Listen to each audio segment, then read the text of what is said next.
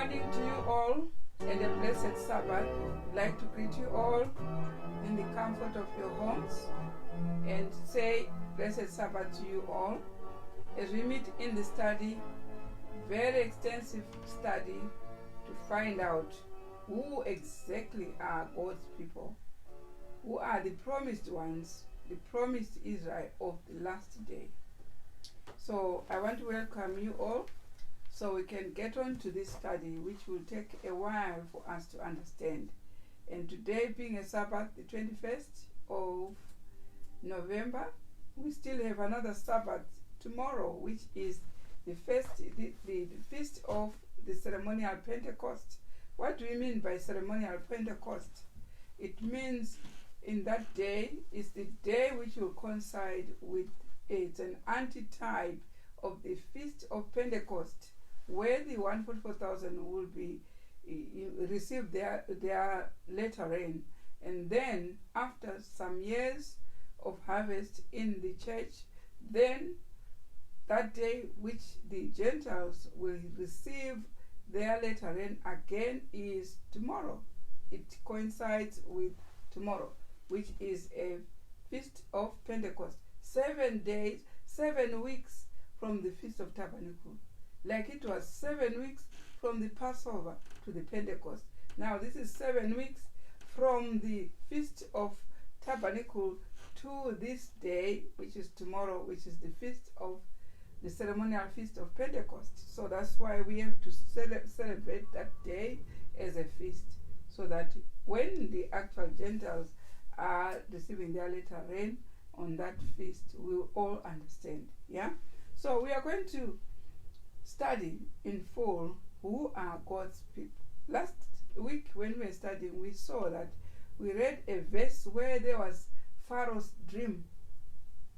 He dreamt of 7 fat cows first and 7 lean cows, which are slim, right? Which were, thinner than the fat ones. So today let's start on to the interpretation of that dream, so that we understand why did Pharaoh have that dream.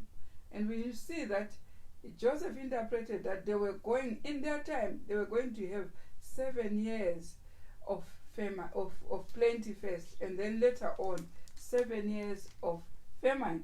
And then they understood after this famine, when it was the years of famine, they were being fed from what Joseph had collected in the previous 7 years. So now, what was it a type of? What type is that? So we will find out from where we are reading today, so that we understand. Let's go to SR, first SR 68.1. Let's say God permitted the plenty. God permitted the plenty as well as the famine. Right. Each one bears the number 7, meaning perfect or complete. There we agree. 7 is a number for completeness. So why 7? Those were complete. Complete. 7 is a figure which shows completeness. Now, we have been reading here, it says 7. Why 7 cows which are fat and 7 cows which were thin? The number itself, the interpretation is that it only shows completeness. Right. Now let's read on. These two sections of time can only mean one thing, which is none other than this world in history, in 2 great divisions, namely BC and AD. These are complete divisions. We had a time for BC, before Christ came, and then we have a time for AD. AD is not after Christ came, it's Anno Domini.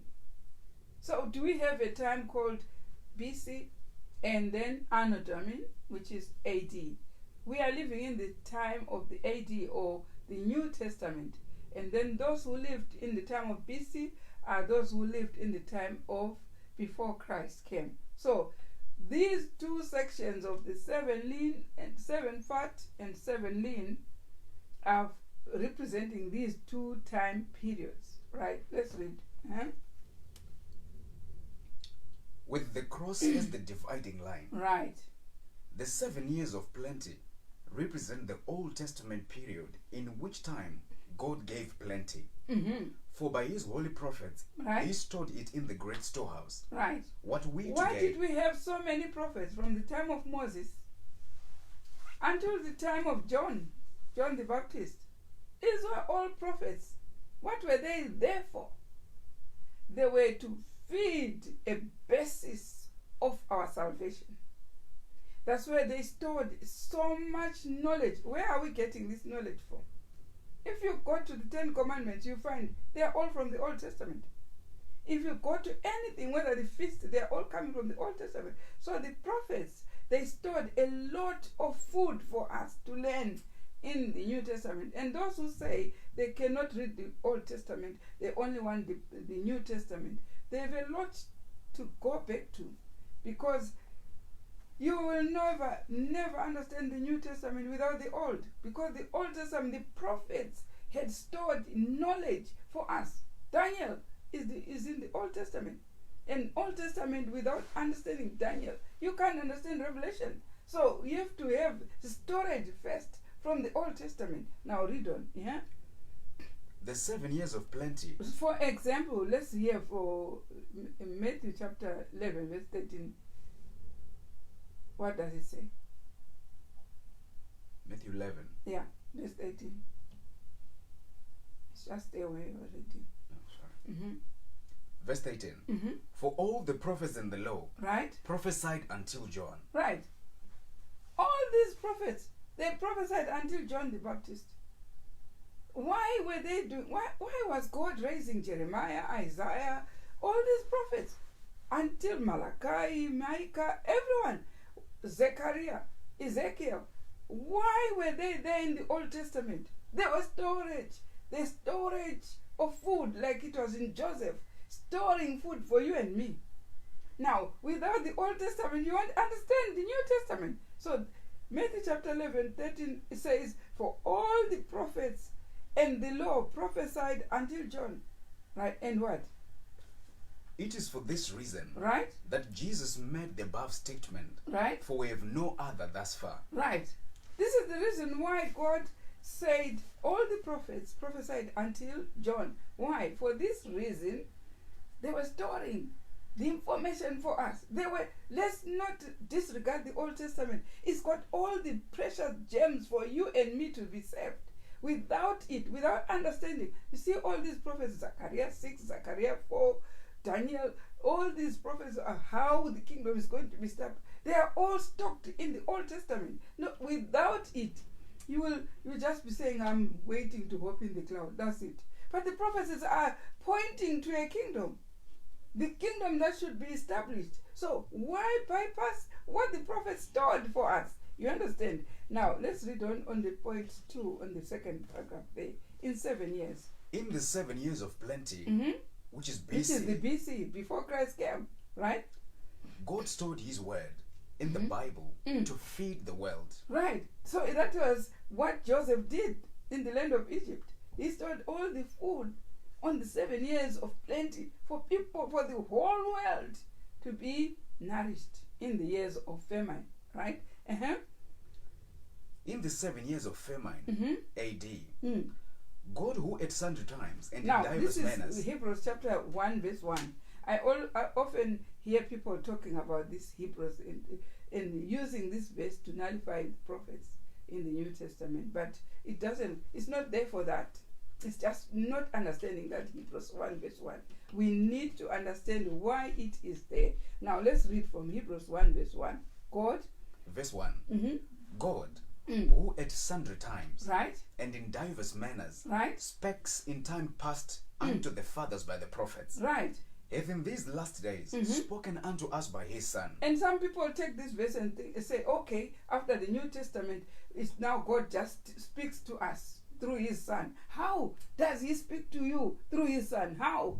Does he no longer use the prophets? So why is Sister White there if he is no longer using the prophets? Why was God choosing Luther? Why was God choosing Paul to do the work to the Gentiles? Why was God using William Miller, Martin Luther, John Knox, Campbell? Why was God using Sister White and all the pioneers? Why? Why wouldn't he just send Christ directly to you? You know, you misrepresent that verse. You do not understand what it meant.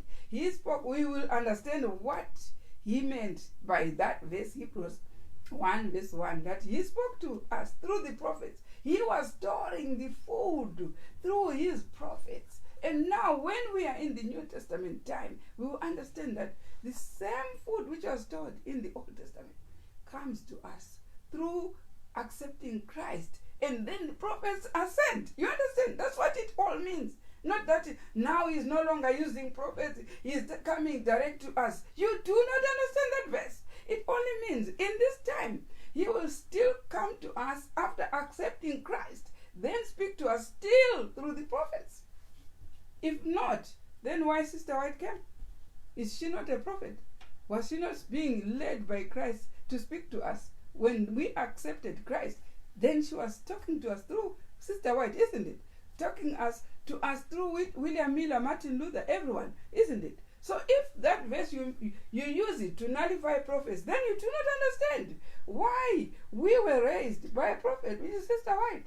You do not understand. It only means now through us, we first accept Christ. So he speaks to us through Christ. But how does Christ speak to us? Through prophets. That's why we had Sister White. Christ was speaking through prophets. It does not mean the prophets they ended up in the Old Testament. No, it means now in the New Testament we accept Christ. Still, the prophets now speak to us through Christ to the prophets to us. That's what it all means. You see, just plain English. Now read on. Let's start that verse now correctly. Yeah. God, who at sundry times and in divers manners spake in times past unto the fathers by the prophets, hath in these last days spoken unto us by his Son, Right? whom he hath appointed heir of all things, by whom also he made the worlds. Right. So all it means is that in these last days, he still speaks to us through prophets, but through Christ, through accepting Christ. It does not mean that in the New Testament there is no prophets. We still have prophets, but now we have to accept Christ first. And he speaks to us through Christ to the prophets. That's why we had Sister White. Now, sometimes we act as if we are bereft of reasoning or what, and people will find using that verse, God, even in Shona, say, Mwari waitaura kubudikidza nemaprofita, asi mazuva ano anotaura through Christ. How to anotaura through Christ? By how? Saka Sister White again. So it surely means, you don't understand that verse, the only thing you need to do is go down on your knees and understand the meaning of that verse. Sister White again, Martin Luther, is it not in the New Testament? William Miller, is it not in the New Testament? So it only means Tinofan Oktangata accept Christ, and Christ still talks to us through the prophets. That's why we have them. Right? Right. Let's go. We have something strange in on that dream of William Miller. We saw that Joseph is the one who interpreted the dream, and so now we have to find out what is Joseph in that whole drama. What was Joseph? Yeah. Now let's read from pages Patriarchs and Prophets, pages 239 to 240, and we will understand. First, let's take it from first SR 68.3 and see Joseph typified. Joseph typified Christ. Right. So that thing, that idea that Joseph typifies Christ is found in Patriarchs and Prophets 239. Let's go to 239, Patriarchs and Prophets. Find out where it's talking about Joseph. 239 or 240.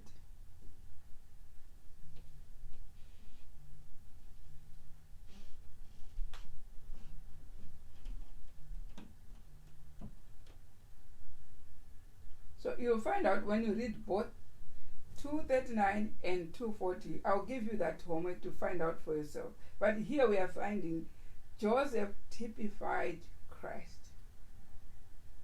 Do you understand? what was Joseph in that dream? He was a type of Christ. He came to interpret the dream. Go back to SR 68.3. He came to interpret the dream, right? So Joseph typified Christ. Yeah. Our God, in the Old Testament time, Right? which is the 7 years of plenty, spoke to his people in diverse manners by his prophets. Right. So this is the correct meaning of Hebrews 1 verse 1. He spoke through these people, through the prophets. And what? And commanded these things to be written with the intention to speak to his people in these last days, the New Testament time, or the 7 years of famine, to each one of us individually by the voice of his word as found or stored in the Bible. So the prophets who come in our time, they will use these Old Testament prophets, what they uttered, the word from God, which was uttered by the prophets.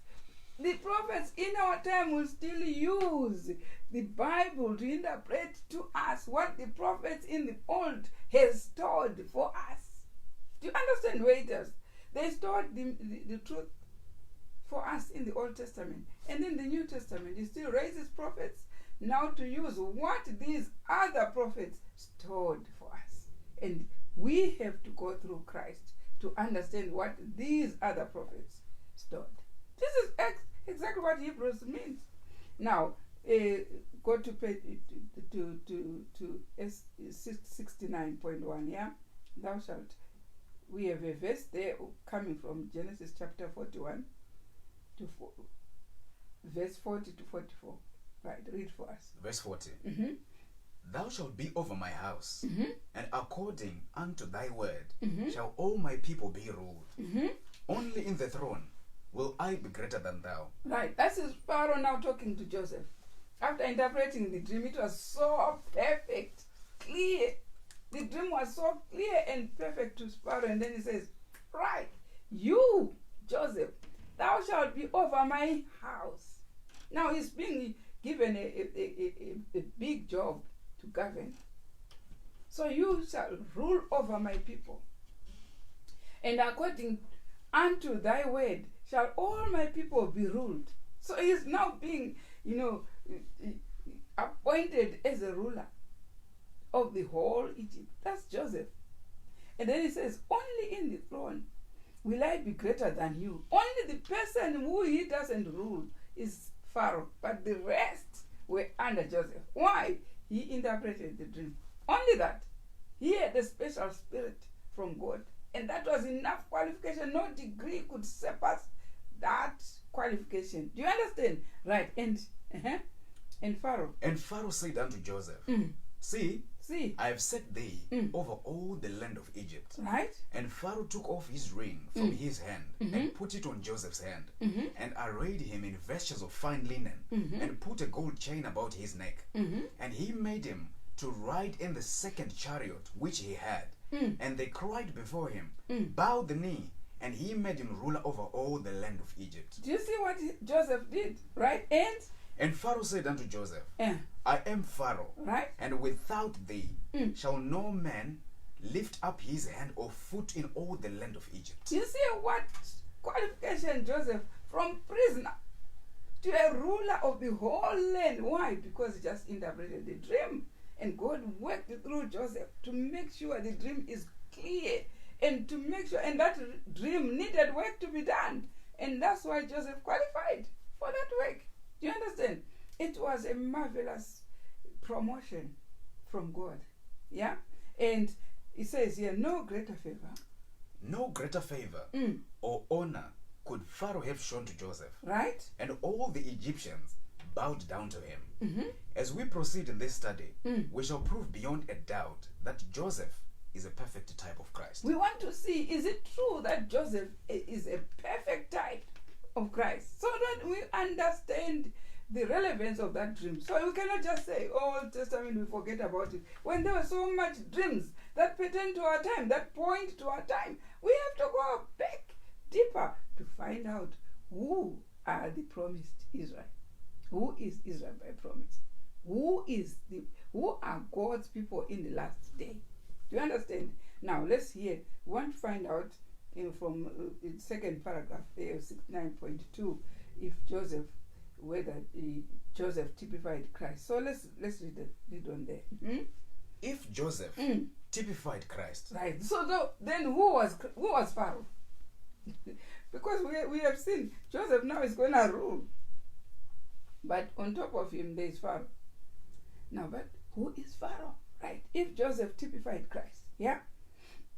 If Joseph typified Christ, and Pharaoh honored Joseph above any man, right, ever honored by any king, and Joseph and Pharaoh, they work hand in hand. They were working now hand in hand with Joseph and Pharaoh, right? Then Pharaoh must stand for some figure or type. Right? So what is Pharaoh? Who is Pharaoh? Right? It would not be hard to determine what Pharaoh represents. That which honored Christ above everything that can be honored upon the earth is what Pharaoh represents. Right. So what was Pharaoh? Pharaoh is someone above Joseph, and that Pharaoh honors everything. You understand? Let's hear now. Read on. The Church of the Apostles, right, honored Christ, right, above everything so that can be honored. Pharaoh represented when the Church of Christ, the early Christian church, which was established by Christ, it honored Christ like anything. The Church of Christ honored Christ. All the principles of God were with this Church of Christ. We remember when we said it was the first brass mountain with all the principles. They were keeping the feast. They were keeping this. On the day of Pentecost, they received the former rain, started speaking in tongues. People were healed. All these miracles were in the first early Christian church. Now, they were honoring Christ. Now, read on. The Church of the Apostles honored Christ above everything. That can be honored. Right. So much so that all sacrificed their lives. Right. No greater homage has Christ received upon earth by any other part in the history of his church. Right. By this we understand that Pharaoh represents the apostles or church or organization. Right. So Pharaoh represented the apostles or any organization in the initial stage of early Christian. Pharaoh represented because he honored Joseph. So the organization was under Pharaoh, which honored Joseph. And we said Joseph represents Christ. So Joseph was a type of Christ. So all the honor that was given to Joseph by Pharaoh is that organization of the early Christian church which he represents, which honored Joseph or which honored Christ, which had all the principles that God laid for Israel. Statutes, judgments, commandments, testimonies. The early Christian church had all that. You remember when their leader was who? Paul. 3 years he walked with Peter, Nathaniel, all the disciples. But Paul came after the cross, only to lead them. And Paul did a great job, was their leader. The early Christian church, Paul led them. God had to ordain Paul separate outside when he was on his road to Damascus to kill the Christians as Saul, and made him blind and said, "Why are you persecuting me?" The conversation which was that event when Paul met Christ and was made blind, he went further, and the disciples are the ones who prayed for him so that opened up the eyes. But he was coming there as a leader. This corrects those people who were with the messages of God for years and years and think they are the ones who are leading, but someone just emanated to be your leader. You understand? This is what happened with Paul. The early Christian church honored Joseph like anything, or honored Christ like anything, and he has never been worshipped more than what happened when the early Christian church, when they received the former rain, they were making miracles, silver and gold. We don't have to that discipled member who walked after Peter and John. They went at the 9th hour and made that person silver, and in the name of Christ, you walk, get up and walk. Now, the early Christian church was invested with the power from God because they honored Christ. They honored leaders. So this organization, the early Christian church, is represented by Pharaoh, right? Read on. By this we understand that Pharaoh represents the apostles or church, the apostles which were in that church or organization. The application made here will prove correct as we advance in the study, right? So you find that that organization, which was being led by the leadership, was the disciples. They were typified by Pharaoh because they honored Christ, right? Let's hear the dividing line. We said John prophesied until all prophets prophesied until John. This is what we heard from Matthew chapter 11 verse 13, right? The dividing line between them. The dividing line between the 7 years of plenty and 7 years of famine, right, is the cross. Which is true. The cross divides the Old Testament and the New Testament. That's the cross. That's the dividing line. Right? For all the prophets and the law prophesied until John. Right? Where the 7 years of plenty end, the 7 years of famine begin. That's why we began the New Testament from the cross, right? The first year.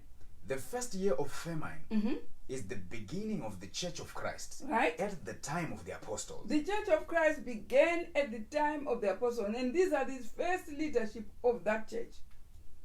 The apostles led this organization of the Christian church after Christ, soon after the cross, which is true. They began the AD, Anno Domini. Yeah? One may ask, why a famine in the beginning of the Christian church? Why a famine?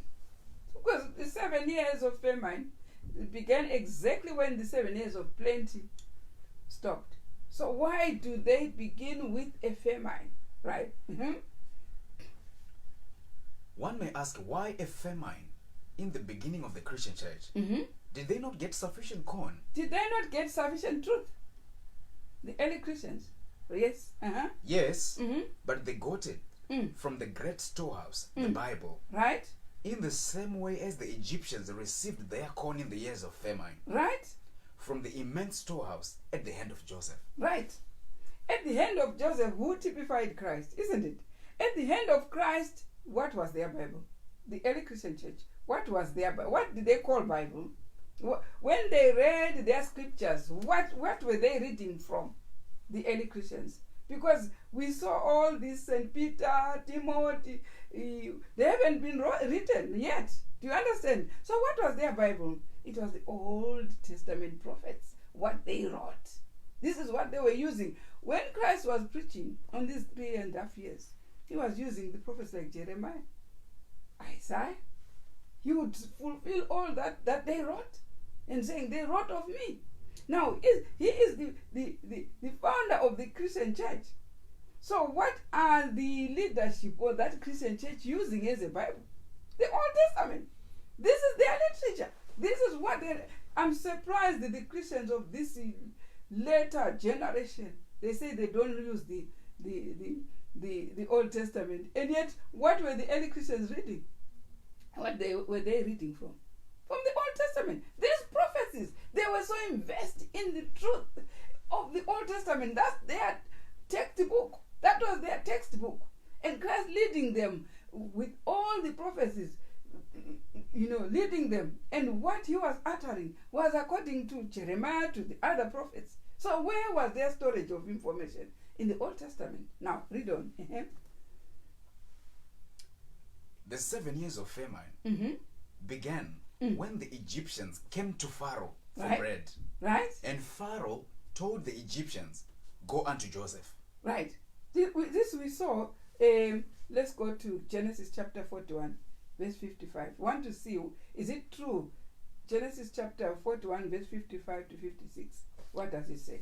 Go unto Joseph. Go unto Joseph. What he saith to you, do. Right? And Joseph opened all the storehouses and sold unto the Egyptians. Do you see that phraseology? That sentence alone is so pregnant.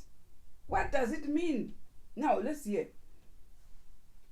And Joseph gathered up all the money that was found in the land of Egypt, right, and in the land of Canaan, for the corn which they bought. Right. And now we are reading on Genesis chapter 47, verse 14 up to 25. It's so long. Right, read on. And Joseph brought the money into Pharaoh's storehouse, into Pharaoh's house.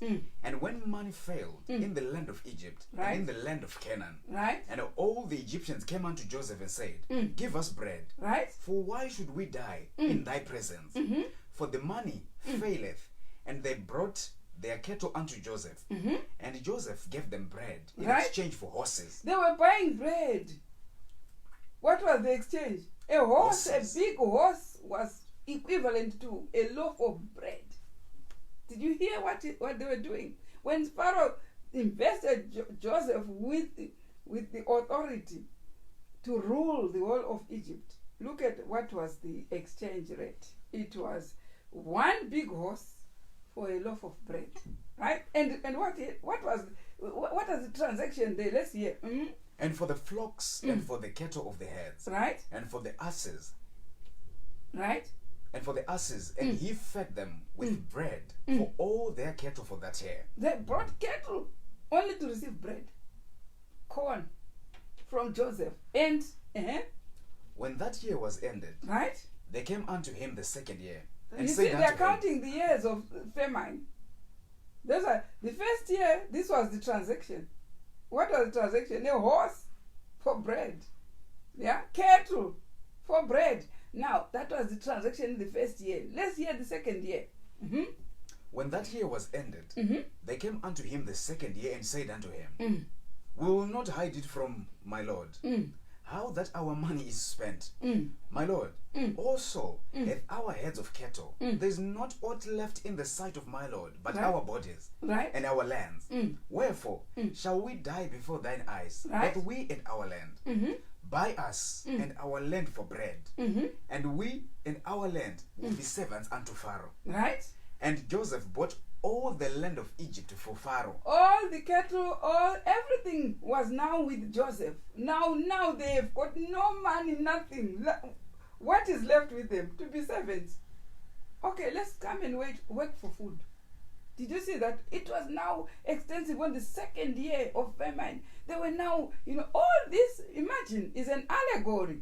Is an example for us to understand what happens in the New Testament. Now, let's go to the Old Testament and see what was happening there so that we know what is happening in our time. Right, read on. And Joseph bought all the land of Egypt for Pharaoh. Yeah. For the Egyptians sold every man his field. Right. And they said. So now instead they are selling their field, their lands, in exchange of bread and corn for food, because now they are really with nothing. So the only thing is to sell their land to get food. Right? And they said, Thou hast saved our lives. Right? Let us find grace in the sight of my Lord, and we will be Pharaoh's servants. You see, now they are dedicating themselves to be servants, only to get food. You see how much the famine had gone. This is just the second year. And Joseph had been shown this dream by God that there would be 7 years of famine through the dream of Pharaoh. And he was the right person to use for this occasion, so that he knows how to accumulate all the food on the 7 years of plenty, because the whole world was going to be selling their animals, selling their cattle, their horses, only for an exchange of bread. And now they are coming to sell themselves as servants, only to get the bread. That's extensive hunger. Right, let's hear. In the beginning of the famine, the Egyptians went to Pharaoh for corn instead of to Joseph. Right. So, do you see where they were? The Egyptians were there. But Pharaoh had said, Joseph, you rule. But what the Egyptians, they were going direct to Pharaoh. And what happened there? instead of Joseph, where were they going? To Pharaoh. They were well acquainted with Joseph. Remember, don't forget that Pharaoh was representing who? Pharaoh was representing the church organization or the early Christian church. The leaders there, the disciples, were represented by Pharaoh. And Joseph was representing Christ. So we are saying the church organization of the early Christian church honored Christ so much. But Christ was making them take from the Old Testament, from what had been stored in the 7 years of plenty. This is the interpretation of the dream. And now here we are being told at the beginning of the famine, the Egyptians went to Pharaoh for corn instead of to Joseph. Now let's read. They were well acquainted with Joseph. Right? For he had been a governor of Egypt for 8 years They or more. knew Joseph. They knew he had been riding the horses for Pharaoh. He had been dressed with the ring by Pharaoh to rule. He had been the ruler, but they were going to Pharaoh. It's not a discord. It's like a discord. Let's hear. Joseph ruled Mm-hmm. over all the land of Egypt, Mm-hmm. and every Egyptian bowed down to him. They knew who Joseph was, but why were they going to Pharaoh? Yeah. During the years of plenty, Mm-hmm. it was Joseph who bought the corn from the Egyptians. Who was doing the work of collecting every corn around? It's Joseph. They knew Joseph. And it seems strange that they should go to Pharaoh. Right? It must have been by divine providence that they came to him. That was a sketch which God was making for the New Testament. It was divine providence that they were acting like that. Now we want to see what is the relevance of all this action, right? It has been explained that Pharaoh represented the church organizational leadership. Right? The Egyptians cannot represent anything else but the Gentiles in the days of the apostles. Right. In the days of the apostles, what did we see? There was two sections. Remember last week we said there was two sections. There was the Gentiles and the Israelites, isn't it? Now the Egyptians, they are not Pharaoh. They are people who were there around. They were not one of the apostles. They were not even Christians there. But they were representing the Gentile nation, the Gentiles who were around. Remember when Christ was going around, there was the woman of Samaritan. These were the Gentiles, isn't it? Right. Now, the Gentiles. The Gentiles came to the church. Gentiles came to the church. Right. Came to who? Who was the organizer? Who was the top of the leadership for the church? Pharaoh. Pharaoh. So we said the disciples were typified by Pharaoh. So the Gentiles were coming to Pharaoh. We heard from the verse, it says, the Egyptians went to Pharaoh and Pharaoh said, go to Joseph. Do you understand? Now here, the Gentiles were going to who? To Pharaoh. To the church organization, right? Where they were told to go to Joseph. But the church organization of the disciples, they were telling these Gentiles to what? Follow Christ. Is it what happened? When Paul was saying, I'm a leader of the Gentiles, isn't it? Was brought to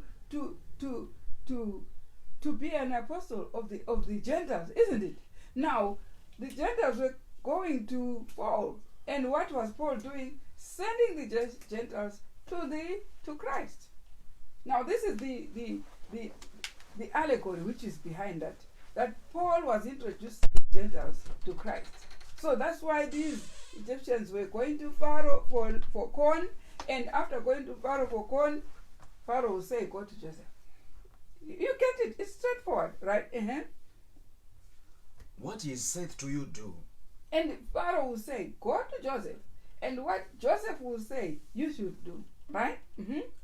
That is, the church in her purity, without one strange thing in her midst, directed the Gentiles to Christ. This as is their what life happened. giver. The early Christian church, led by the disciples, what were they doing when they were walking into Ephesus and Pergamos and whatever? What were they doing? They were directing the Gentiles to Christ.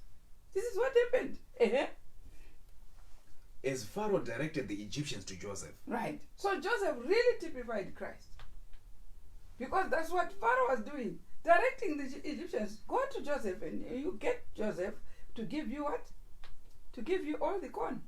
Now, the early disciples, they were they were the disciples in the early Christian church. They were directing people who were the Gentiles who were coming, who wanted corn, who wanted the truth, directing them to Christ or to Joseph. This is what happened, right? So it's straightforward, you can see. Now let's see, and Joseph, repeat Genesis chapter 47, verse 20, right? And Joseph bought all the land of Egypt for Pharaoh. For the Egyptians sold every man his field, because the famine prevailed over them. So the land became Pharaoh's. This is what happened. So Pharaoh took over all the land which Joseph, was buying for him, isn't it? Right. Let's hear preceding verses. In the preceding verses of the chapter, we read, the Egyptians spent all their money for corn. Right. And when the money was gone, they gave the cattle in exchange. Right. And when the cattle was gone, they gave the land. And when the land was gone, they sold themselves and became servants to Pharaoh. Right. This is what we read from Genesis, isn't it? Right. And this is the type.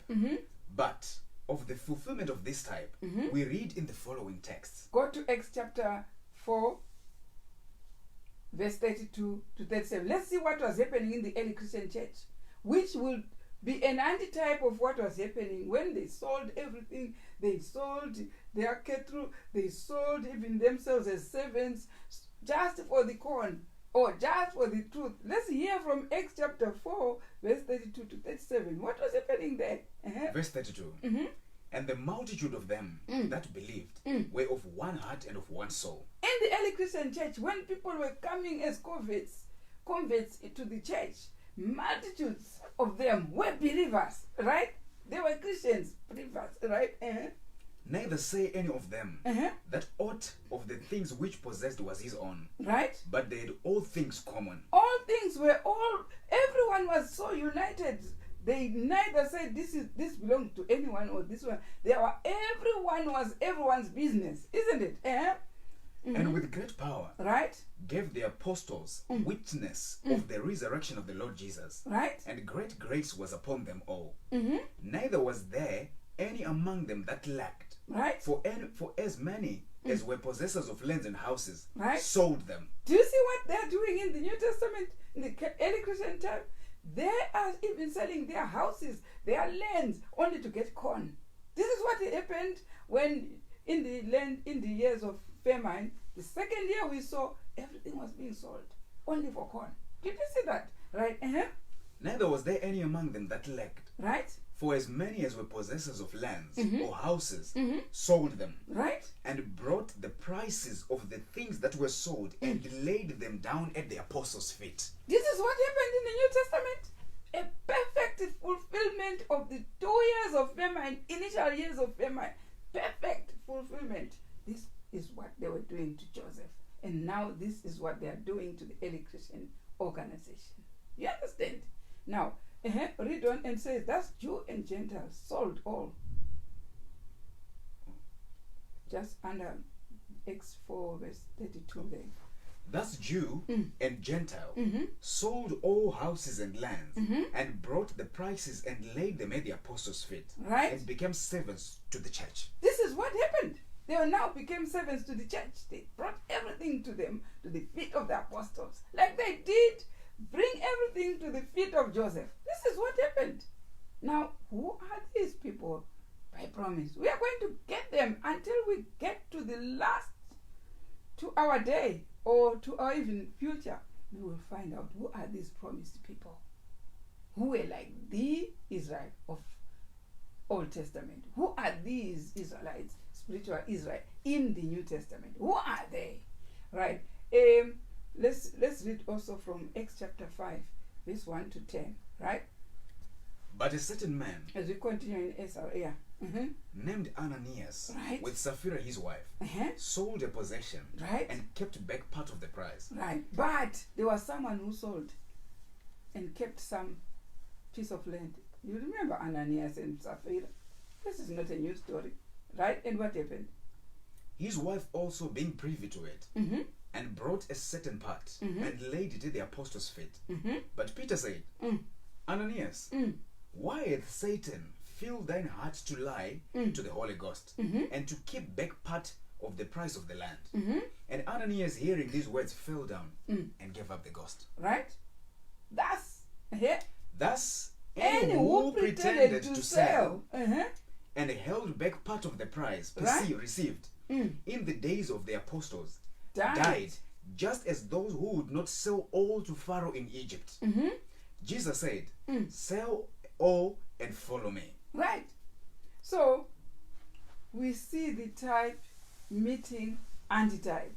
Now, they were so invested with authority and power, even if you come pretending, they would know you are pretending.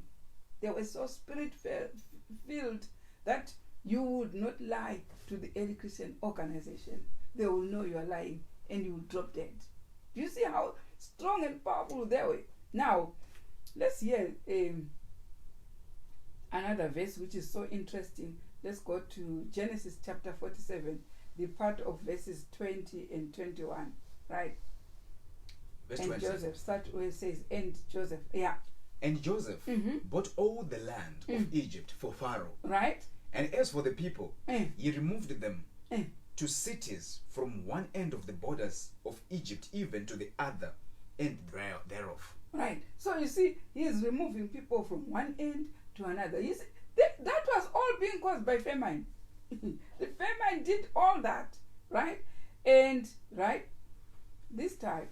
This is the type. Uh-huh. Following is the fulfillment of the type. Right. Let's see the antitype to it. Acts chapter 8, verse 1. Verse 1. Uh-huh. And Saul was consenting unto his Stephen's death. Mm-hmm. And at that time, Right? there was a great persecution against the church which was at Jerusalem. Right? And they were all scattered abroad throughout the regions of Judea and Samaria, except the apostles. You see what Paul now, who before was being called Saul, how he was killing the Christians.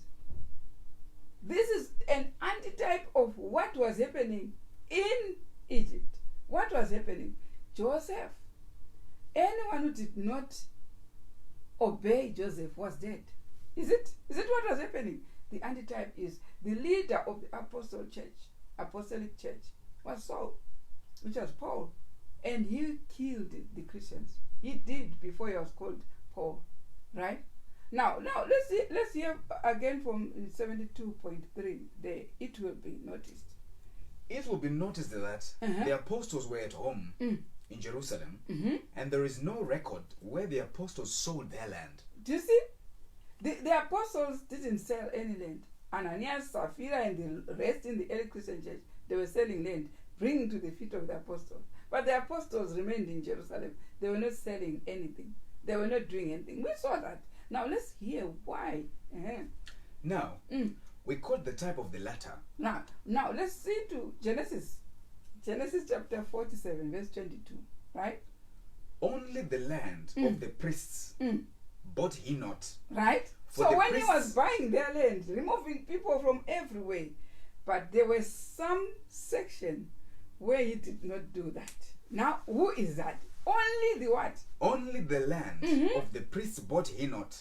For the priests had a portion assigned them of Pharaoh, Right? and did eat their own portion which Pharaoh gave them. Right? Wherefore, they sold not their lands. Right? It is remarkable to note how this coincides to the smallest details. Even the smallest details, there is an antitype to it. You understand? Even whatever was happening there in Egypt when Joseph was now ruling is a type of what was happening in the early Christian church. We see Saul was just going killing all these converts of the Christians, but there was somewhere he did not kill. You understand? He didn't. The apostles, they remained in Jerusalem. They didn't sell anything. There was a portion separate, like it was in Joseph's time. The land which belonged to the priests in that time were not sold. He sold everything. He bought all the land, but he didn't buy from the priest. You understand? Now let's hear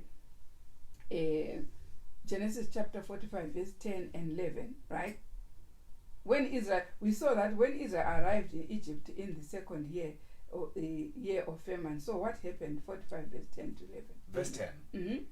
And thou shalt dwell in the land of Goshen. We are seeing now because the Israelites went, the sons of Jacob, they also went because of this famine to Joseph, isn't it? You remember the story. We can't go into the nitty-gritty of how they went and how they went, the transaction between them and Joseph and whatever. But now let's hear from verse 10 in chapter 45. Yeah? And thou shalt dwell in the land of Goshen. They are now specified where to dwell. Uh-huh. And thou shalt be near unto me, It's thou Pharaoh and thy now children. apportioning a land for through Joseph, a land for the Israelites, for the 12 tribes of Israel, or the 12 sons of Jacob. Now where they should live, because they are going to make a people, a strong people there. That's how the Israelites started, right? Uh-huh. And thou shalt dwell in the land of Goshen. Right? And thou shalt be near unto me, thou and thy children, Right. and thy children's children, Right. and thy flocks and thy herds, and all that thou hast, Mm-hmm. and there will I nourish thee. For yet there are 5 years of famine, Right? lest thou and thy household and all that thou hast come to poverty. The And- arrival of Israel Right? in Egypt stands for some symbol in which there must be a lesson. Now, when they arrived, these brothers of Joseph, it was the second year. So he's telling them there's still 5 more. So for you to live well, go to Goshen. It's near me. I'll make sure I'll nourish you. You understand? They are being taken care of by Joseph, right? Uh-huh.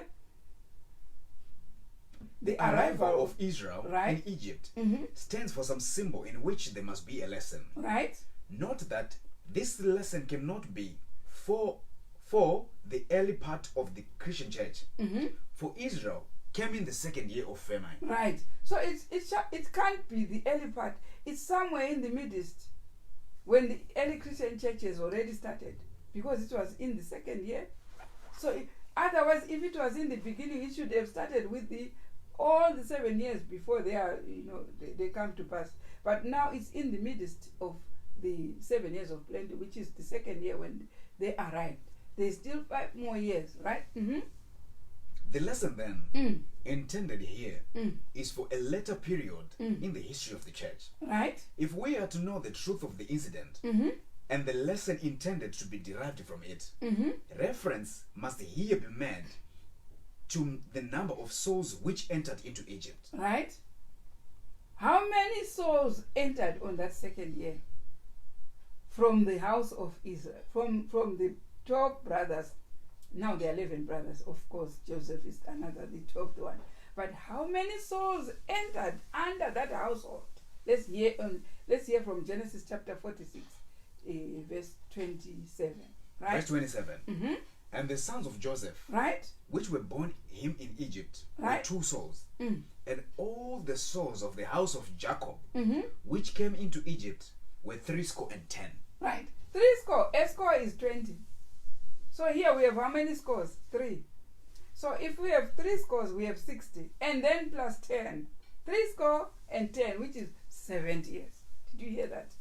Now, how many people entered into Egypt under the house of Jacob? There were 70. Did you get that? Now, let's hear about it.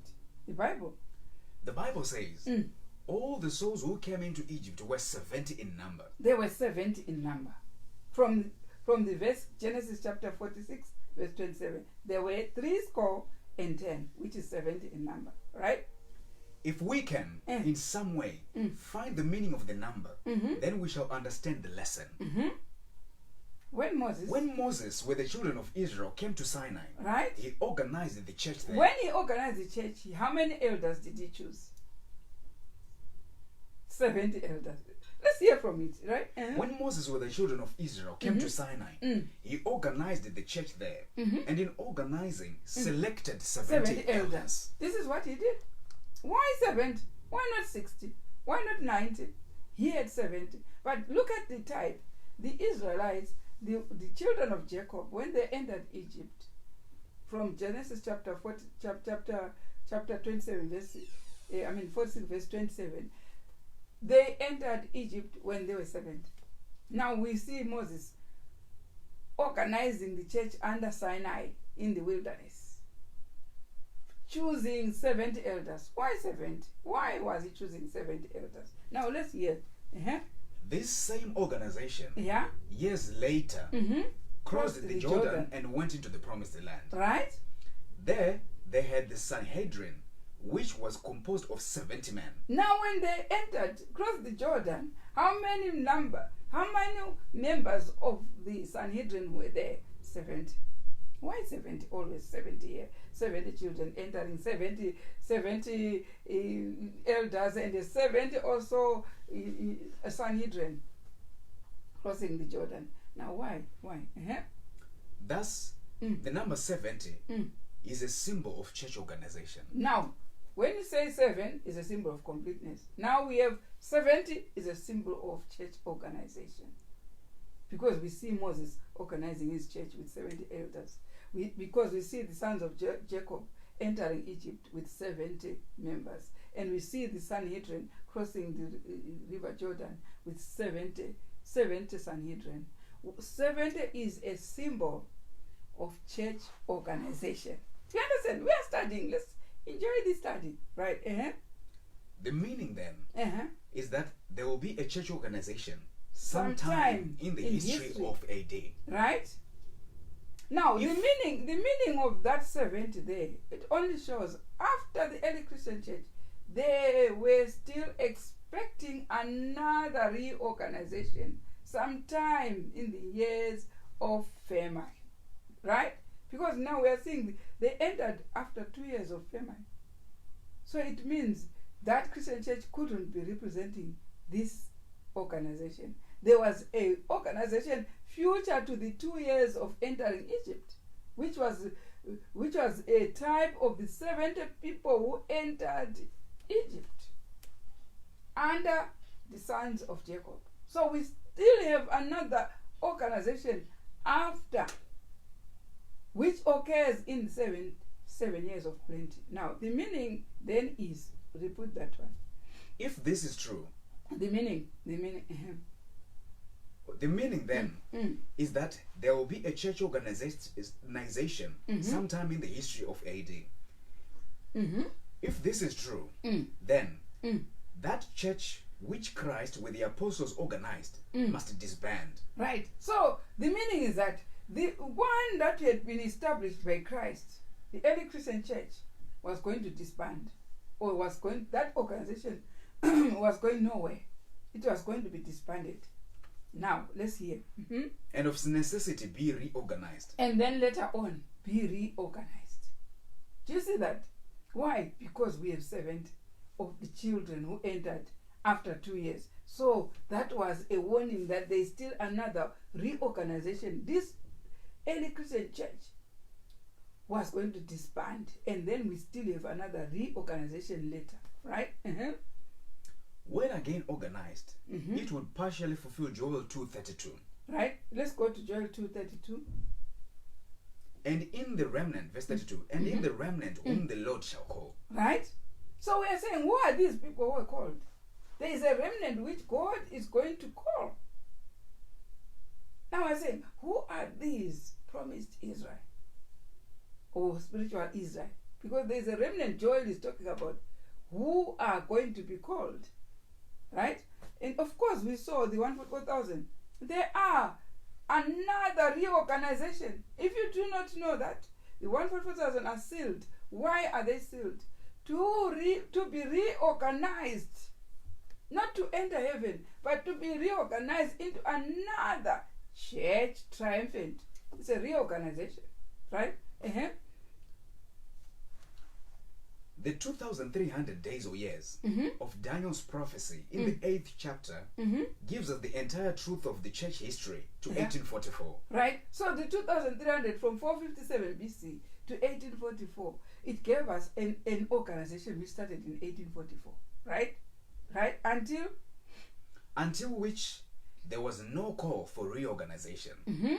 If there had been, or if this call for reorganization had met its fulfillment before 1844, then Daniel's prophecy would have made mention of it.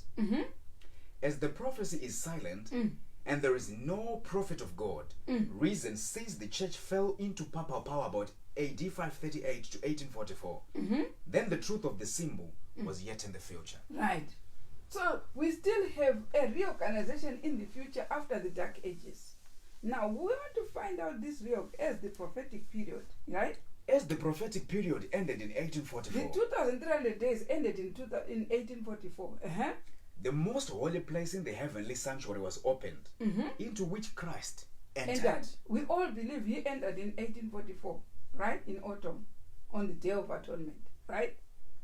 If this incident marked the beginning of the atonement, there would have been no better or more opportune time for a call from heaven, that at the end of the great prophetic period, the Day of Atonement being the most solemn time for the church. Right. Now, the Sabbath keepers were called. Yeah? Sabbath keepers were called out by a prophet. Is it true? When we saw a reorganization in 1844, it was a prophet who preached the third angel's message. To those who refused that Sister White is the one who was called to reorganize. So who preached then the third angel's message? It's Sister White. No other person. She held the call to reorganize.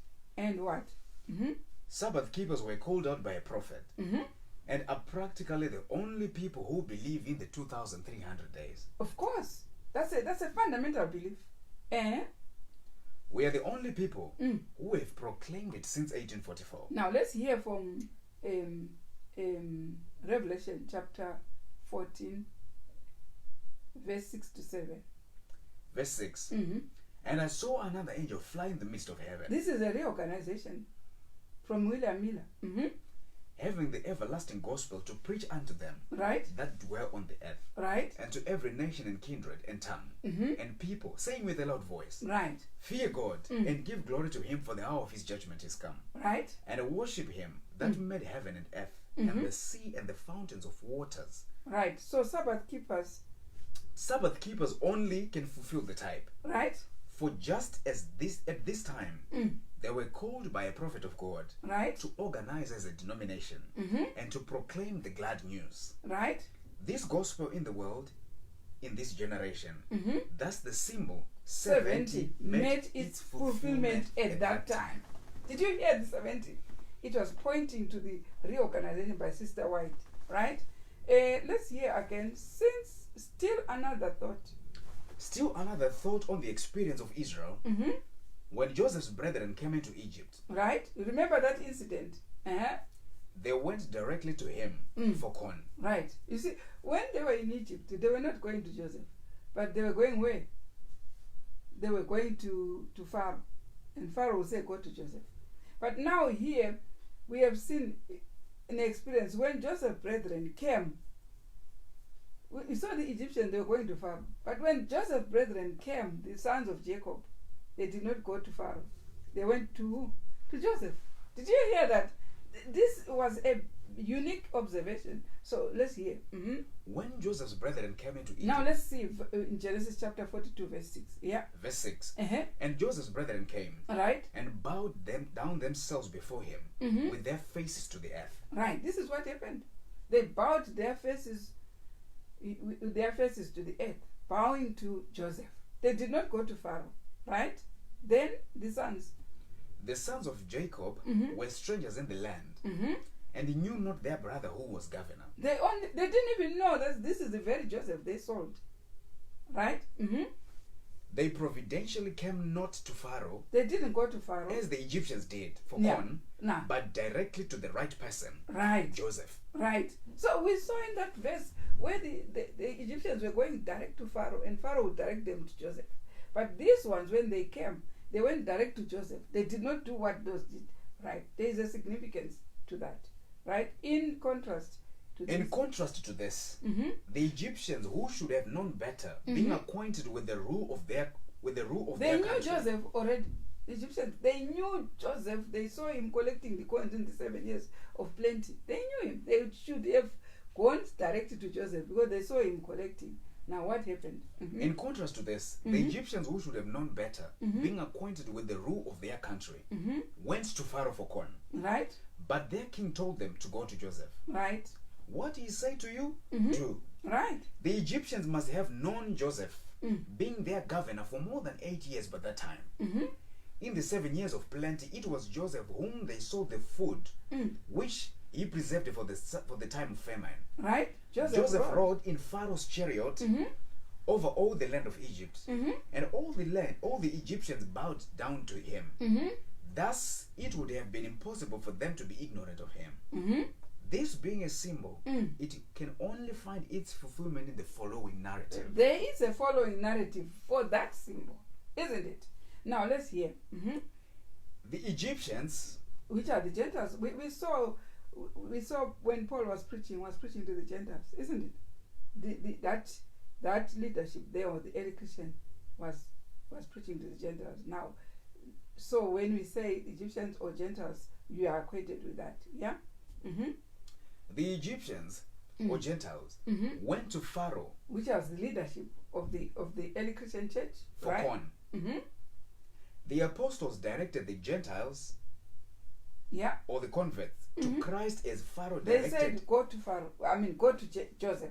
Or the apostles now directing them to the antitype of Joseph is who? Christ. Right? As Pharaoh directed the Egyptians to Joseph, saying, go to Joseph. Go to Christ. What he saith to you, do. What Christ says to you, do it. That's what the leaders of the early Christian church did, right? To the Gentiles, right? If this is the meaning we get from the Egyptians going to Pharaoh, then the significance of the sons of Jacob going directly to Joseph means that when that church is reorganized, the people would have to go directly to Christ. Right. Joseph. So it means the reorganization by Sister White, they were going directly to who? To Joseph. Do you understand? Or to Christ. Right. The lesson intended is that in the beginning of the church in 1845, right, which had no true leadership to go to, there was no Pharaoh to go to, they of necessity went directly to Christ. This is how it was formed. They were going direct to Christ. Yeah? The sons of Jacob came to Joseph. Right. They were going direct to Christ. When it was reorganized under the third angel's message, it was spirit-filled with the presence of Christ. Right? The church which came into... The church which came into existence in 1845 became Israel. Right. There it became Israel. Why? It is an antitype of the 12 sons of Jacob going to Joseph direct. Because there it in the antitype now, we saw the early Christian church, they were going to the apostles. Everything was going to the apostles, and the apostles would direct them to Christ.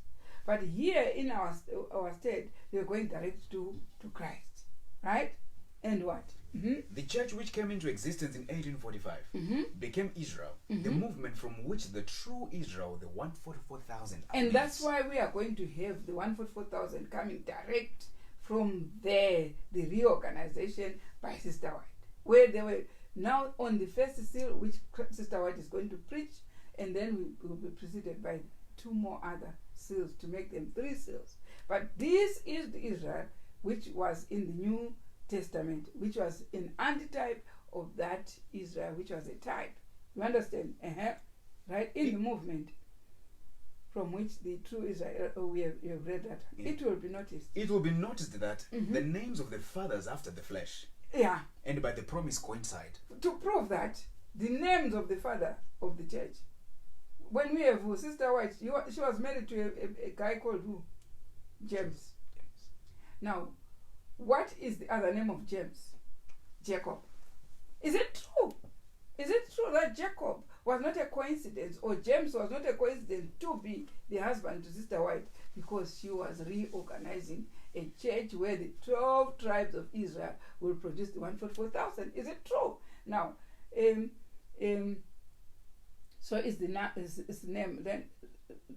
But one may say, go to where it says, but one may say. But one may say, it was Jacob in the former, and James White in the latter. Right? True it is. Yeah. But the names Jacob and James are the same. If you go to the book of James right now, and you go to other versions of the Bible in the same book, it's called Jacob. isn't it? Especially when you go to Shona language, you say, where it says James, it says Jacob, right? So it's the same name. So James being the father of the 144,000, or is Jacob being the father of the 12 tribes of Israel. You understand? Right? Again. The very first vision Sister White had was about the 144,000. Right. Why did she have that vision of the 144,000? It's because that's why she was being raised for a people who will produce the 144,000. Are we together there? Are we together? Now let's hear the land of Goshen. We understand these people were being given the land of Goshen, right? After the land of Goshen in SR 176.1. The beginning of the denomination was typified by Israel's entrance into Egypt, as previously explained. Right. So the beginning of it is an antitype. When they began with Sister White in 1844, it's an antitype of the sons of Jacob entering on the second year of famine. Early Christian church. Right? We shall now consider the truth of the land of Goshen. Joseph brought Israel into Egypt and gave them the part of the land to dwell in, which was the best land in the country of Egypt. Right. And there Joseph nourished them. Right. Their flocks, their herds, and cattle, and all they had. Right. So it was Genesis chapter 45 verse 10. We saw what happened to them. The land of Goshen, it was because there was so much nourishment. Now we saw the woman being given eagle's wings to fly away into the wilderness. Where did they, Sister White, reorganize? Reorganized in a nourished land, in a rich country, not even mentioning what the name is, where the headquarters is right now. It was a Goshen. The eagle's wings were given for a woman to fly into the after the Dark Ages. The early Christian church are not have no reference to Goshen. Why? Because the early Christian church was still in New Jerusalem. But when the eagle's wings, after Constantine invaded the church and the church, there was so much persecution in Jerusalem, the eagle's wings was given to fly into the wilderness, and where the church reorganized under Sister White. It was a nourished, very nourished land, like Goshen is. Who have an ear will hear, isn't it? Now let's hear Joseph nourished Israel. We want to hear that in the beginning. In the beginning of the 7 years of famine, the Egyptians sold all and became servants to Pharaoh. This is what happened. Which is a reference to the Apostles' Church. We saw what happened to the Apostles' Church. They and sold of the everything, Gentiles then. and they put all under the feet of the apostles. This is what happened in the early Christian church, right? And of the Gentiles then, who sold their houses and lands and had all things in common, as previously explained. But Israel did not sell any of their possessions, right? Nor did they pay for the food with which Joseph nourished them. When they went to Joseph, all their food, all their money that they brought was put back into the bags. So they did not buy. Joseph did not buy. Did not sell the bags of corn to them. They got them for free of charge. This is what happened. But Israel did not sell any of their possessions, nor did they pay for the food which Joseph nourished them. Israel then represents the church now. Right. In the beginning of the church, in 1845, right? Christ, who is Joseph, opened the storehouse, and gave us all the truth. He gave us all the truth. Do we have the truth? Sister White, we got all the references where we are referring to Sister White and everything. That's the whole truth that we're given. That's what Joseph did. Gave them all the food for free. This is all. We have all the testimonies. We have the new estate. We have all that is food which was given to Joseph. Right? Opened the stores and gave us all the truth or the corn we could possibly assimilate. Right? Is it not a fact that no other people at any time in the history of the church have received as much truth as God has given us in our time? Is it not a fact that we've got all the food? We've got all these references of the Bible, references of the spiritual prophets, all types of testimonies we have. Is it not a fact? Right? Mm-hmm. Line upon line. Line upon line. Precept upon precept upon precept. Instruction upon instruction upon instruction. Have been given us. This is what we have been given. Yeah. So that we, as a people, may know and understand the ways of the Lord. And obey his voice. Keep his charge. And commandments and statutes and laws. Thus becoming the children of Abraham. And so that we all qualify to be the children of Abraham. Were we not given all that? Yes, we are. All the while, the devil is trying to just take us from all this food. But we will never. We will enjoy the food. We will, all the statutes, and when he nails them, we will still keep the statutes. We will keep the feast. It has been given for us to be nourished, like it was with the tithe. Right? Mm-hmm. When this is realized in the hearts of men, then they will fulfill the charge given to Peter. Peter says, Thou knowest I love thee. Right. Jesus said unto him, Feed my sheep. Now, so Jesus has given us all this food like he did, like Joseph did, gave all the 12 tribes of Israel coming into Egypt on the second year of famine. Right? Let's go to Genesis 47, verse 3. Verse 3. And Pharaoh said unto his brethren, Joseph's brethren, right? What is your occupation? Then now Pharaoh comes to hear that they are brothers to Joseph who are now joined us here and given the land of Goshen. Now, what's your occupation? Did you see? What's your everywhere you apply? That question is there, isn't it? When you apply for a visa, on what occupation are you? Why do they ask all that? It shows who you are, isn't it? It shows who you are. If you say my occupation is a teacher, or my occupation is a nurse, or is a police, or they know who they are dealing with, isn't it? Now Pharaoh is also asking, what occupation? What occupation are you? Right? And they said unto Pharaoh, right? Thy servants are shepherds. Do you see their occupation? They are shepherds. That's why the 144,000 is exactly taken from the right people. The 144,000 should be shepherds. These are people who lead people. These are shepherds. Did you understand? Now, listen, read on. Thy servants are shepherds. Right? Both we and also our fathers. Do you understand? This is in Genesis chapter 47, verse 3. Right. Let's hear interpretation. Israel were shepherds. Israel were shepherds. Which is a symbol of missionaries, right? Such as feed the lambs of God, right? In the early part of the church, right? And when the church started in 1844, there was a byword by that. What was the byword? Which was it was every missionary, every missionary is a preacher. That was a byword in 1844, right? It ought to be so now, right? Right. So the great struggle has not been between religion and no religion. Now, what is the great trouble? When Sister White started from 1844, there has been a great trouble which has been there from the beginning to the end. That trouble, if you know it, every time put it in your head. What has been the great trouble? Listen to the great trouble. It is between God's religion and man's religion. The only trouble which has been from 1844 is, which religion are you? Are you in God's religion or in man's religion? Now, this is what is there. This is a great byword, and this is coming from Review and Herald. Review and Herald is a quotation which says, Review and Herald, January 23, 1930, says, the great struggle has not been between religion or no religion.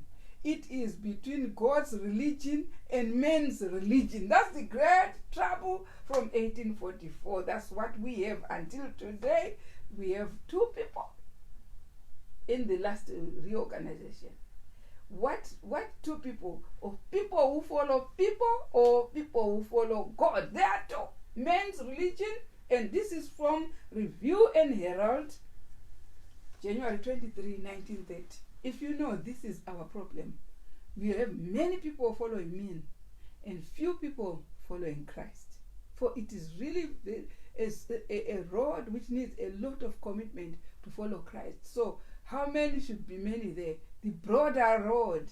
Plenty, like in Matthew chapter 7, the broad road and the narrow one.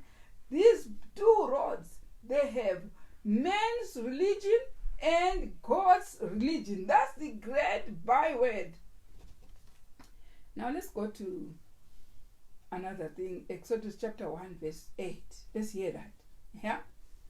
Now there arose up a new king over Egypt. That's a good sentence. Which knew not Joseph. That's a good sentence. Now we want to understand, because we have a great byword here. Yeah, which says every man a preacher. Now the byword is, when they are preaching, what do we find? We find two religions. A religion of men and a religion of Christ. This is that. Now here we have an expression in Exodus chapter 1 verse 8, which says, now they arose. When they are preaching these two roads, there arose up a new king over Egypt. Later on, after Joseph had died, there was also another Pharaoh, a new king, a Pharaoh which knew not Joseph. And now we knew that Joseph is Christ. So it's very scary to have another king which does not know Christ. Did you hear that? Now, let's read. If the first Pharaoh who exalted Joseph, or the first Pharaoh who exalted Christ. Now we saw the Pharaoh is the leadership in the early Christian church. Yeah? The apostles who were leading. So now the same token comes to the Pharaoh at the end, when Sister White is real. If they don't know Joseph or they don't know Christ, did you hear that? It's an allegory which is fulfilled in our time. We have now kings who do not know Joseph or who did not know Christ. Now, what are those? If the first Pharaoh who exalted Joseph represented the leadership in the days of the apostles, then this new Pharaoh must represent the leadership of this present movement at the time this subject became known. Right. At the time this subject is known, then now we have another Pharaoh. Ooh, the difference with this Pharaoh and the first Pharaoh is that this one does not know Joseph. The first one knows Joseph. What does that all mean to us? Now, the meaning is that the leadership of this organization is left following their master. We want to find out whether we have left following Christ. Let's go to volume 5, Testimonies for the Church, page 217. Did we really leave Joseph? Or did we really not know Joseph? Or did we really leave Christ and we have now a leadership who doesn't know Joseph? You understand? Now read on. Yeah. The church has turned back from following Christ. Is there in the testimonies? Yes, we have. The church has turned back from what? Following Christ, her leader. We have left Joseph, isn't it? So it's true we don't know Joseph, isn't it? Now read on. And is steadily retreating toward Egypt. It's true we have left Joseph and we are steadily going back to Egypt, right? Yet few are alarmed or astonished at their want of spiritual power. No one is bothered about that, right? Doubt and even disbelief of the testimonies. How do we leave Egypt? Doubt, disbelief of the testimonies of the Spirit of God. Of even where Sister White says we stop taking meat, nobody believes. Doubt. It's only for health. It's only when Sister White says it. And whatever she has said, do we actually understand this is the voice from God? Do we take that to be a command to us? Doubt. Disbelief of the testimonies of the Spirit of God. Of the Spirit of God. It's living in our churches. It has lived the whole bunch. Yeah. Satan would have it. Satan enjoys it. Ministers who preach Christ. What do we find? What do we find? People ministering, preaching self instead of Christ. We say the doctrine of men and the doctrine of God is what is the boundary between the ministers who preach self instead of Christ. Would have it thus. How do you preach self? When I stand here to preach, You end up knowing exactly where I've traveled, how many years I was spent in school, how many years, whether I went to what, and I did so much degrees, and instead of knowing the truth, people are preaching self. You understand? Now, when we preach the truth. Nothing to do with myself. Nothing. I don't even need. Why would you want to know me? How many? At the end of the message, why would people know how many children I have? How many have gone to do this? How many have gone to? This is what we are being told by the testimonies. There are people preaching self instead of preaching Christ, right? And the testimonies are unread. Nothing referred to the testimonies. And unappreciated. Nobody even has a test for them. Nothing. Yeah, you listen to the topics right now of people who are preaching. Listen to the topics, and you say, "What am I going to hear out of this topic?" Topics that some are really horrible ones. That you say, "What type of topic is that? Is it coming from In Shona, someone said, I listened to someone preaching and said, "What is this? What is this I'm hearing?" Now we say, what is going to come out of it? Well, the message of mercy of God is avoided, and people are going to perish without this message. People are not being prepared for the soon coming kingdom. People are just being lulled. You are here, you're happy. We are now waiting to open the cloud. When people are still even ingesting all the things that God is saying, stop, even everything. This is what we are having. This is what we are having. This is what is coming from the spirit of prophecy, saying doubt, disbelief of the Spirit of God, everything that we are hearing. Now here, the church have turned back from following Christ, right? And furthermore, let's hear their taskmasters. Now, I want to see if I can give you a verse. Go to Exodus chapter 1, verse 8 to go up to 13, right? Verse 8. Now there arose up a new king over Egypt. From 8 to here. Now there arose up a new king over Egypt, which knew not Joseph. The funny thing is that king didn't know Joseph at all. And he said unto his people, Behold, the people of the children of Israel are more and mightier than we. Therefore, do you see what they say?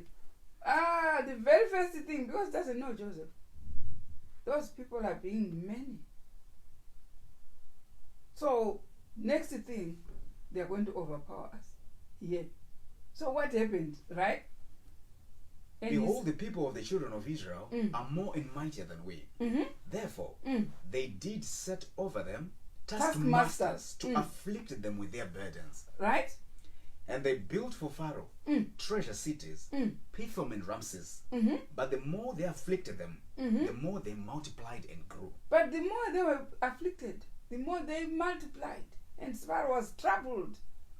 If they are becoming many, let's stop them. Let's make them work very hard, so that they are not. But the more they are working very hard, they were multiplied. This is from the Bible. It's the verse. Next verse. And the Egyptians made the children of Israel to serve with rigor. And they made their lives bitter with hard bondage, and in mortar and in brick and in all manner of service in the field. This is what happened in the time, right? Right?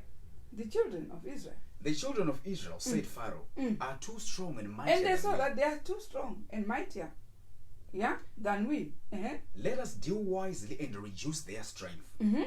So they, the Israelites, were drafted from the sheepfolds to the brickyards. Now, when they said their profession is shepherds, they stopped the profession of shepherds. And next, what do? They become brick taskmasters, right? So they, the Israelites, drafted from the sheepfolds to the brickyards and the field, but this did not reduce their strength. Said Pharaoh, let us set taskmasters over them to wear them out. Not the application. Pharaoh is the king, the one who rules. The taskmasters in this case could be none other than a class of ministers referred to in volume 5, page 217. Right. 217 told us that they preach doubt and even disbelief of the testimonies. They've turned back from following Christ. Once you stop following the testimonies, you are going steadily to Egypt. That's what Sister White is saying. It's full of doubt and disbelief of what God actually says. You know, how many sentences can you read? You can read a full sentence of the date and time of the Feast of Tabernacles. But doubt, disbelief of that date. You can read a full paragraph mentioning about the Lord's Supper. It's done on the first day, on the 14th day of the first month at evening.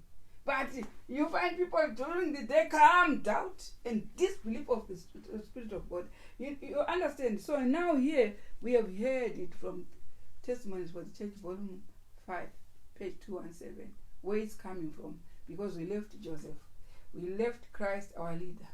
And then it says, Pharaoh, there arose a king who knew not Joseph, who knew not Christ. Did you understand where we are coming from? Now, let's go where it says no longer. No longer is the byword. Now the byword, we saw the byword, which was every man a preacher. No longer is that byword. The byword is gone. And God to say, but how? But how much per capita? Or have you made your budget? Now, what are we here? The byword was every man a preacher. But what are we hearing now? Budget, budget, budget, budget. How much per capita? This is what we have now turned into, companies which want to make more money and more. This is what the Spirit of Prophecy is saying, that the word from the byword is every man a preacher, which started. Is it still going on? Or it is now, how much per capita? Have you brought any souls to Christ? This is what we are questioning. What is there when the word is, how much? Read the word. But how much? But how much per capita? Right? Or have you made your budget? Have you made your budget? And instead of, have you brought any souls to Christ? Have you brought any souls to Christ? Are your church members nearer to Him? Right. Instead of going check how many are baptized, have you brought them? Oh, these are the topics. These are the lessons that you have to learn. These are worried about the spiritual welfare, but it was how much per capita? Where is the budget? How many? I heard someone saying, I have to baptize a lot of people so that if I don't baptize, I don't get paid. Somewhere there. I don't know. I said, are you being baptized? Are we being paid to baptize? Now, the aim is lost if our aim is to baptize to be paid. We have to baptize to reveal the truth. And sometimes we just baptize people before they know the truth, which is against the testimonies to the church. It says we have to educate first these people. When they show sign that they are for God, that's when they need baptized. But before those signs, they need more lessons and more lessons. And how many times we just educate people within 2 days and next we are baptizing them? You understand? So let us not be in a hurry for numbers. Let us educate the very principles of God's faith first, and then people will be baptized when they are ready. You understand? Where was I? It is not meant here. On 78.2. Is it? In the middle, yeah. In the middle. Okay. Let's go. It is not meant here that Christians ought not to give for the support of the cause. Right. We ought to give and give more liberally than we have been given in the past. But our gifts ought to come from a willing heart and not from the result of lashes. From the lashes of taskmasters. You understand? And what? The people should be fed with spiritual food. They need spiritual food. So it's the present truth that the flock needs now. Right? So that they would feel the need of giving without overbearing. Once they are fed with spiritual food, they alone will start feeling the need to give for the cause of God. Not with lashes, not with any budgets, not with whatever. No. They should be fed. When they are fed, they will feel the need to give. You understand? Now let's go to the next one. It says, when Moses was about to build the sanctuary, in volume 9, read Testimonies for the Church, volume 9, page 140. Yeah? When Moses was about to build the sanctuary in the wilderness, God commanded him, saying, Speak unto the children of Israel that they bring me an offering of every man that giveth it willingly with his heart, he shall take my offering. Right. Moses was commanded to take offerings only from those who willingly gave from their heart. Right. We are told by the spirit of prophecy that ministers should not put all their efforts and time with the church. Members are not to expect a sermon every Sabbath. Ministers should rather engage themselves in working for outsiders. Have we taken heed to this instruction?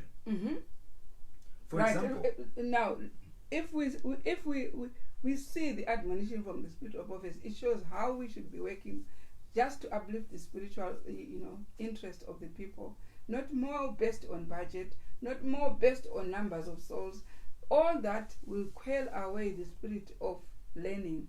And let's go to volume 1, pages 471. It says, a great mistake has been made by some who profess present truth by introducing merchandise in the course of a series of meetings. Now, this is what Sister White saw in her day. And a great mistake was there when people, instead of preaching a beautiful message, they want to introduce what? Merchandise in the preaching. Which merchandise is that? A great mistake has been made by some who profess present truth by introducing merchandise in the course of a series of meetings, and by their traffic, diverting minds from the object of the meetings.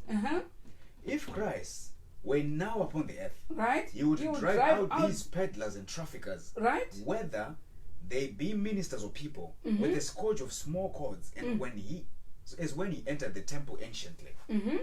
Ministers have stood in the desk and preached a most solemn discourse, and then, by introducing merchandise and acting the part of a salesman, even in the house of God, they have diverted the minds of their hearers from the impressions received and destroyed the fruit of their labor. And their time and strength should be held in reserve, that their efforts may be thorough in a series of meetings. Their time and strength should not be drawn upon to sell our books when they can be properly brought before the public by those who have not the burden of preaching the word. So they preach a solemn discourse, and after that, in the middle of the nice discourse, they take a book and sell it. Now, Sister White saw it coming in her time, and he said, this diverts the minds from worshiping God. They should have a special people who will sell the books elsewhere, but when they are in the pulpit, they should give spiritual food. Do you understand? This is coming. It's an abomination which you and I should sigh and cry for, isn't it? Now let's hear here. It is written, page 1, 472. It is written. Right? My house shall be called the house of prayer. But ye have made it a den of thieves. These traffickers might have pleaded as an excuse that the articles they held for sale were for sacrificial offerings. But their object was to gain. Right? To obtain means to accumulate. Now, it says, you preach, you introduce a nice sermon, and then in the middle of it, you sell a pamphlet, you sell a book, you divert as if you want people to learn. But Sister White says the object is to accumulate. To gain. Now, we cannot now, when we are studying about the history of the Israel by flesh and saying who is now going to be in the Israel, spiritual Israel, they should be based exactly according to what God approves. What he approved with the flesh and what he approved with the spiritual is all going to be the same. And we should also make sure we are knowing where we are going and where we are coming from. Yeah. And for us to continue, I think if I start this other topic, it will need tomorrow, because tomorrow is a ceremonial Pentecost. And in the ceremonial Pentecost, we still meet in the morning. And it's a Sabbath, business as usual, because it's a feast. So I have to continue tomorrow from where I have left, so that we continue until we finally find out who exactly is the Israel by promise, who has been promised by God to stand upright. And we have a design, a syllabus from the Israel by flesh. So we have a display from there until Christ comes. We will follow the road which has been laid for us by God. And may you and I, in this last day, in the day where we meet to discuss all these important subjects, you and I get a blessing, get help, get spiritual eyes to see eye to eye and to wait for the soon coming kingdom in the road that God has given us. May God really bless us so that as we continue, we also get uplifted spiritually, both spiritually, so that we are also, able to stand in the day of the Lord, which is so soon coming to us. May God bless us all.